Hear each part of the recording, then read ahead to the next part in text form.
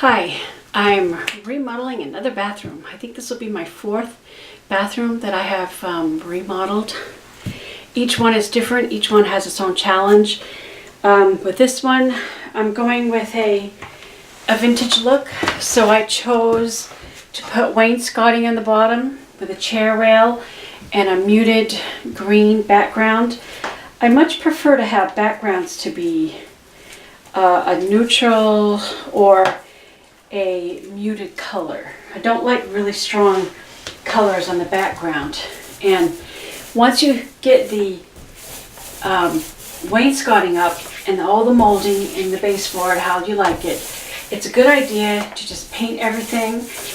And I'm using an enamel cabinet paint, which is going to give a little bit of a shine to it and a really good surface, so that when it gets dirty, you can just use a wet rag and wipe off any fingerprints or what have you that may get on it.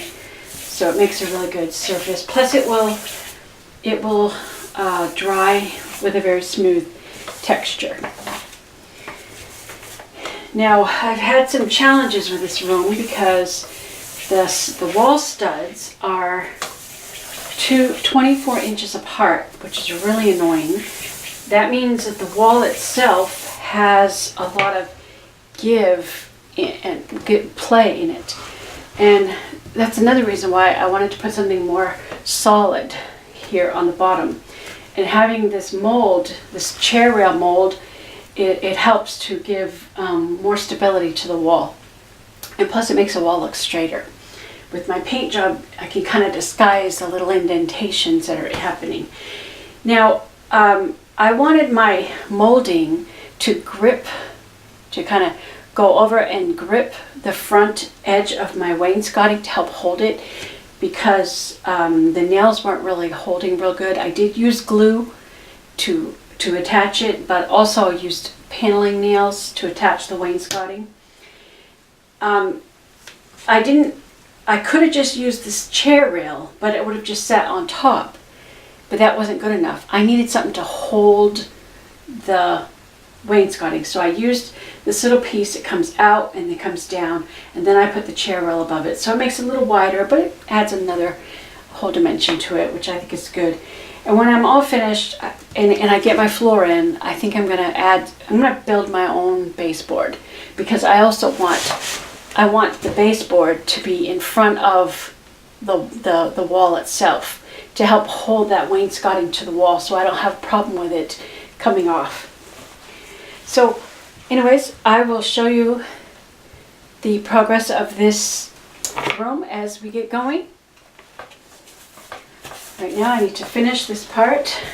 After I do my wainscoting painting, I need to come along here with some green paint, and I need to touch up that right there because I got a little bit of caulking. There's caulking here. Oh, here's a little trick.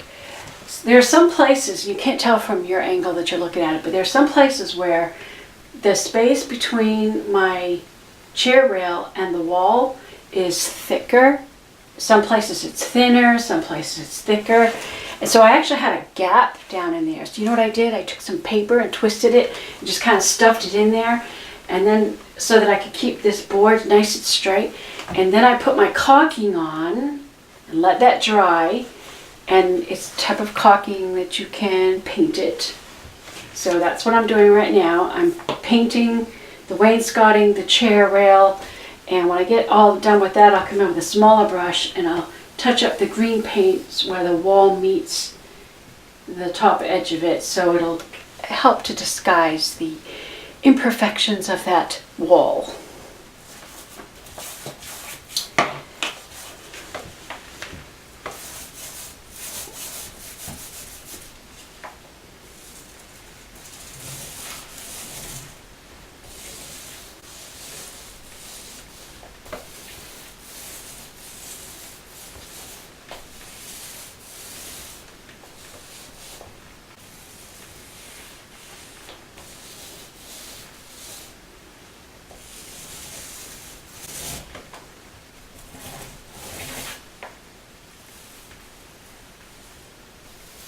Yes, the wainscoting goes all the way around the bathroom.